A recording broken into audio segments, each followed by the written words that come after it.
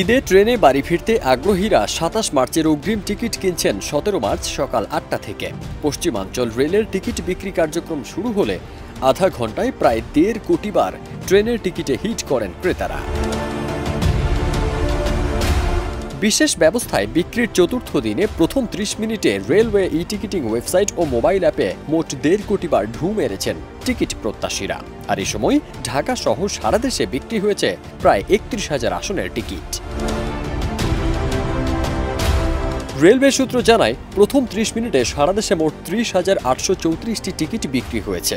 এর মধ্যে পশ্চিমাঞ্চলের ট্রেনগুলোর জন্য বিক্রি হয়েছে ১৩,৩৫৩টি টিকিট, আর সারা দেশের অন্যান্য ট্রেনের জন্য ১৭,৪৮১টি টিকিট বিক্রি হয়েছে। ৩১ মার্চ পবিত্র ঈদুল ফিতরের দিন ধরে বিশেষ ব্যবস্থাপনায় আন্তনগরে ট্রেনের আসনের টিকিট অগ্রিম বিক্রি করছে বাংলাদেশ রেলওয়ে। রেলের তথ্যানুযায়ী ২৭ মার্চে ঢাকা থেকে ট্রেনের মোট আসন ৩৩,১৯৯টি এবং সারা দেশের সব ট্রেনগুলোর মোট আসন সংখ্যা ১,৭৩,২৭৯টি।